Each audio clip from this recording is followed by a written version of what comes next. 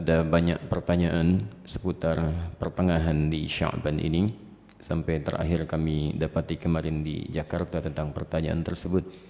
Bagaimana tentang keterangan-keterangan hadis yang menyebar seputar keutamaan atau amalan-amalan di pertengahan Sya'ban, khususnya baik di malam Sya'bannya ataupun di siangnya. Penting kami sampaikan, setidaknya hadis-hadis seputar pertengahan Sya'ban kita bisa dapati ada satu yang kualitasnya sahih, ada satu yang kualitasnya dhaif, dan selebihnya umumnya palsu. Selebihnya umumnya palsu.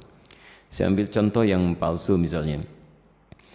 Anda bisa temukan ini di kitab Ibnu Majah. Kalau punya kitabnya Sunan Ibnu Majah jilid pertama halaman 421, atau di Sunan Al-Baihaqi Syu'abul Iman jilid ketiga halaman 387, atau kalau Anda memiliki kitab Silsilah Al-Ahadits Ad-Dha'ifah karya Syekh Muhammad Nasiruddin Al-Albani, Anda bisa temukan di nomor hadis 2132.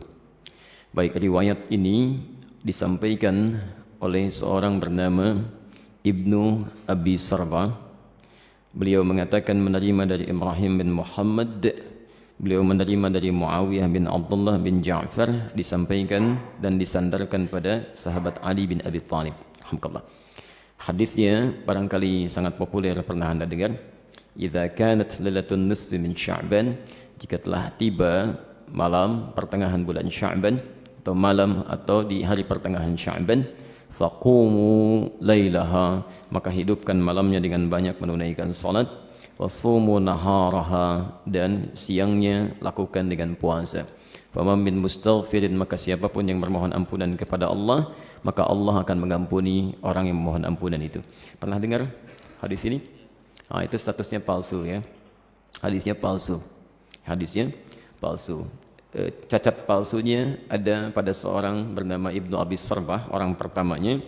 Ini dinilai oleh para ulama hadis sebagai orang yang sering memalsukan hadis. Adapun yang dhaif Anda bisa temukan di Asnal Matalib jilid pertama halaman 84. Itu disandarkan pada Aisyah radhiyallahu anha bahwa satu kali beliau kehilangan Rasulullah sallallahu alaihi wasallam di malam pertengahan Sya'ban. Faqadtu Rasulullah sallallahu alaihi wasallam, dan itu bagian Rasulullah menginap di rumah beliau. Ya, diduga beliau sedang ada di tempat istri yang lain. Dicari oleh Aisyah, ternyata sedang ditemukan di Baqi. Ya, beliau sedang berdoa kepada Allah Subhanahu wa taala agar sekiranya Allah berkenan mengampuni para muslim yang telah wafat di pemakaman Baqi.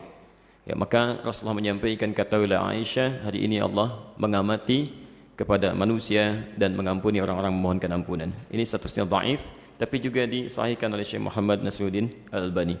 Yang sahih itu riwayat Abu Musa Al-Ash'ari. Abu Musa Al-Ash'ari.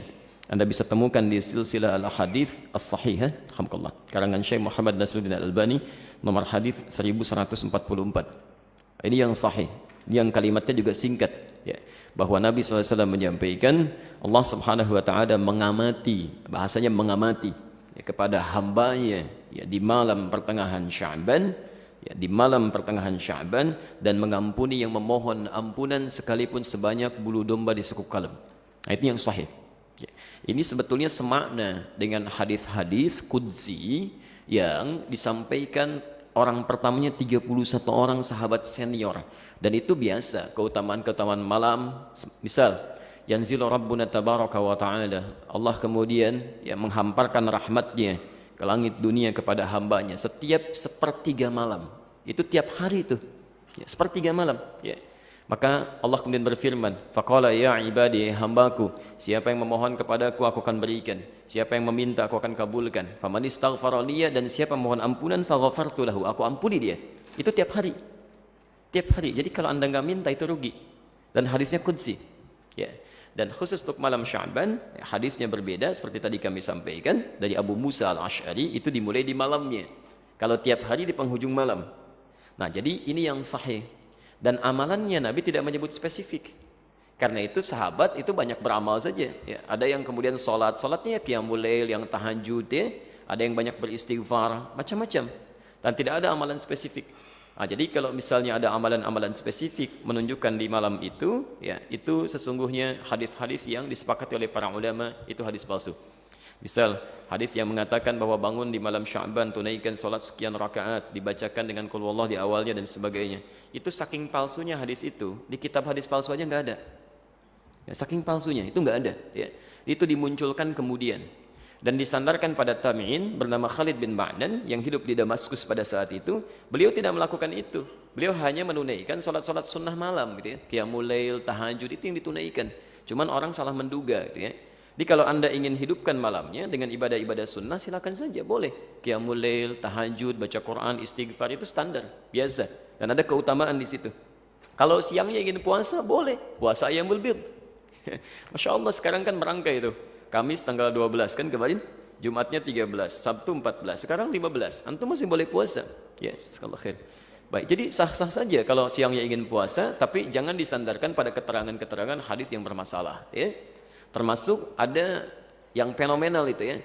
Jadi zaman dulu nggak ada, sekarang ada tuh. Ya bahwa pada saat pertengahan Sya'ban buku amalan manusia ditutup, ya. Pernah dengar itu? Baik, kalau ditutup artinya amalan kita nggak dicatat karena ditutup. Di antum bebas saja lakukan apa aja tuh karena nggak dicatat tuh, ya. Mau pinjam handphone teman, mau ngambil sandal di Baitur Rahim karena nggak dicatat tuh, ya. Karena ditutup ternyata nggak dicatat. Dan mustahil buku catatan amal seorang hamba ditutup kecuali dia telah wafat. Ya telah wafat. Dia ditutup tuh setelah wafat. Kalau dia masih hidup dia pasti terbuka, gitu ya. Dan semua akan ditulis dan ditampakkan di akhirat nanti. Dalilnya sahih. Faman ya'mal mithqala dzarratin khairan yarah. Siapa yang berbuat satu kebaikan akan ditampakkan sekecil apapun. Ya, wa may ya'mal mithqala dzarratin syarran yarah. Yang ada hanyalah pena yang diangkat, yang tidak dituliskan. Itu pun bukan di pertengahan Sya'ban atau bahkan di Ramadan, bukan. Hanya dikhususkan pada 3 golongan tertentu. Rafi'al qalam an thalathin, kan? Atau an thalathah. Diangkat pena, tidak dituliskan hisabnya dari 3 golongan. Anis sabiyyi hatta yahtalima, dari anak kecil sampai dia balik. Jadi kalau anak kecil tidak sholat, dia nggak dihisab oleh Allah sebelum dia balik. Itu diangkat penanya, tapi bukunya masih terbuka, catatannya ada. Ya. Tayyib. Kemudian siapa lagi?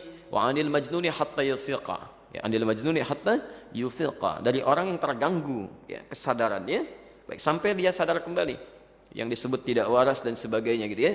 Nah itu tidak dihisab, tidak dihitung. Jadi kalau dia naik misalnya ngambil mangga Anda dia lempar, kemudian dia ambil mangganya, Anda nggak usah marah karena Allah pun nggak hisab. Ya, Allah tidak hisab, jelas ya?